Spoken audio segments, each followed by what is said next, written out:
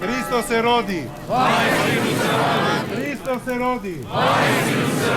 Hristo se rodi! Neka je srećan i blagosloven praznik dolaska Sina Božijeg i njegovo rađanje u svetu, u vremenu i prostoru. Bog je postao čovek da bismo mi ljudi mogli da postanemo kao On, večni i besmrtni. U one dane kad je na zemlji vladalo jedno carstvo i kad je Avgust rimski zapovedio da se svi imaju popisati, u celoj vaseljeni tad se našlo mesta za sve osim za Sina Božijeg. Ceo svet je imao gde glavu da skloni. Ceo svet je imao da jede i pije, kao što danas i jede i pije, glavu svoju sklanja, samo nije bilo mesta za Sina Božijeg. Ali našlo se mesto. Zemlja je dala vertep, zemlja je dala pećinu, a mi ljudi smo dali presvetu Bogorodicu. Zato, zahvaljujući njoj, braćo i sestre, svaka duša hrišćanska, svaka duša svakog čoveka je pozvana da se u njoj rodi živi Bog. Ako se Bog rodi u duši svakog čoveka, onda će ovaj svet da postane raj. Zato neka je srećan i blagosloven praznik rađanja Sina Božijeg u svakome od nas.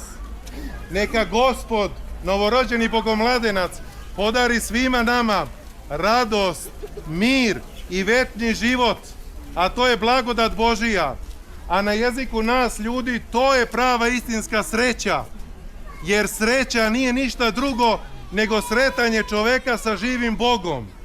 Zato vam u ime našeg bratstva iz crkve Lazarice želim srećan i blagosloven praznik rađanja Sina Božijeg u ovom svetu, ali i njegovog rađanja u svakome od nas. Neka ste srećni i blagosloveni.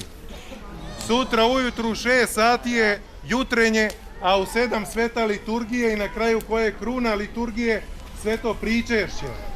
A sad molim vas polako, sa pažnjom, priđite ovde ovoj vatri, isto onoj vatri kakvu su ložili pastiri u Vitlemu da se ogreju od nje, a isto tako se i mi grejemo oko Hrista Boga našeg, i naložite vaše badnjake.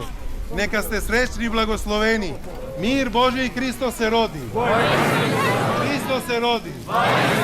Hristo se rodi.